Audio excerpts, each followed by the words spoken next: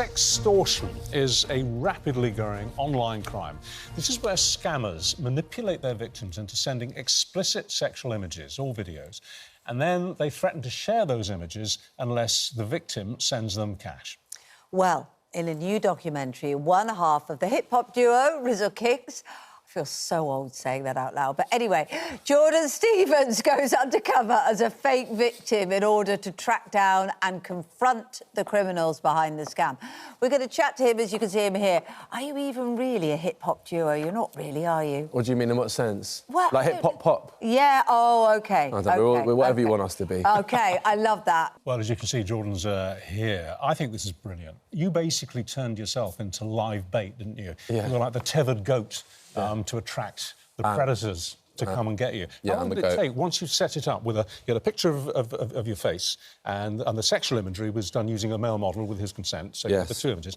How long did it take before you got a bite? So we actually, me and an expert called Paul who's been working in this area for a long time in America, we set up 3 fake profiles of a usual, like, there's a kind of type of boy that is often targeted by these scammers, usually young, in a sports team. The reason I'm so interested is because it's often young boys that are victims of this crime. And so, yeah, it wasn't long. It was maybe, 2 or 3 days, 4 days. Really? Yeah. Yeah. So you get them coming on to you, and what, were they pretending to be young girls? Yeah. Yeah, so, the growing threat is that the ways in which they can convince the victim that they are these young girls is because, there's images available online. They steal off other people's accounts, obviously, without their consent.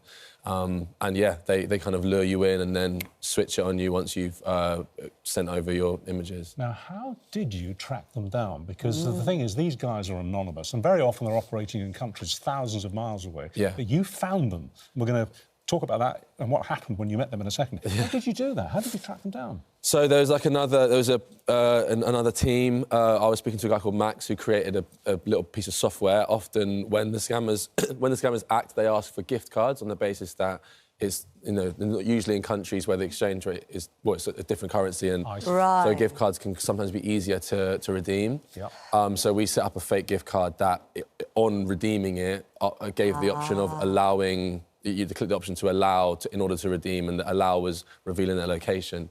And in my case, it was, Nigeria. Nigeria. But it can be Nigeria, Philippines, Ivory Coast, places with wealth inequality. You were working with this team, which must have given you a sense of protection, but it's quite a frightening thing. If you were doing this alone, you would be feeling quite vulnerable, I would imagine. I would definitely not recommend somebody just does it on their own alone. Like, I don't think you should be an internet sleuth. But no, listen, like I say, there was a big team that had a lot of work going into this. And yeah, look, in a documentary, I work with someone called Priye, a fixer in Nigeria. He knows Nigeria very well and believes in what we were trying to do. And for that reason, I obviously felt secure and it's an important reason. We wanted to bring consequence to a faceless crime. So you hop on a plane and you go to Nigeria. Yeah. And you go to the addresses that you've got because of the little widget that you put into the... Yeah, a specific pin, yeah. It was like, has about a mile radius of accuracy. And not a mile, sorry, a metre. A metre. Wow. Yeah, a metre. So you find them, the actual guys who've been sending these blackmail messages. Tell us what happened. I got very close to seeing the person face to face. We actually, because we had to go and recce the area before, I actually had to stay nearby, but they recce'd the area. He, I think, kind of did a runner, Tweaked it, yeah, maybe. But we did manage to get the phone number and we speak. I mean, I would really recommend everybody watch the documentary because it is fascinating. And the fact that I was on this pin 6,000 miles away from where it occurred, which was, my house. And what did he tell you? He denied it. He denied that it was part of it, but I mean the evidence is pretty, it's pretty damning, yeah.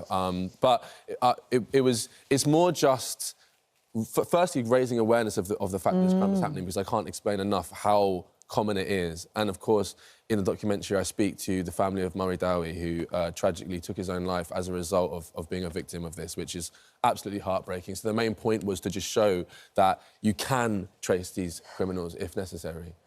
And that, you know, there should be accountability for, as you say, what appears a faceless crime. That piece of software that was created, strikes me that would be rather useful to have in play. Yeah, I mean, look, I definitely think there's more that social media companies could be doing to help prevent this crime. The software itself, I can't really talk, you know, that was part of, a team that had thought this through and made sure that And you don't want to reveal in case in case people then don't get caught by it, I guess, do you? You know? Well, yeah, look, the point is it's hard to hold people to account because it's literally like the crime occurs thousands of miles away. It's difficult to hold people it's different governments, different countries, different currencies, so... In your experience, once a boy, in this case it was a false identity, has paid the money or sent the gift card or whatever, is that the end of it, or do they always come back for more? Do they continue blackmailing? Genuinely, I mean, obviously we spoke to a lot of people when we were out there. We could only include a certain amount of interviews. It does vary. I spoke to people out there who were really chancing it. I spoke to other boys. It's boys also doing this. It's not always men. Not always adults. No, it's like 17, 18-year-old boys that are desperate for some extra money. And you were saying that when you ask them why they do it for relatively small amounts of money, you say they come up with stories like, oh, it's to pay for my education, I'm going on. And do you believe them? Do you think that's true? Yeah, well, yeah. I mean, there's no way of me doing complete due diligence, but look, it's a country with Nigeria specifically has a growing wealth inequality, and there are many people living below the poverty line, and you know this is what they can see as extra cash.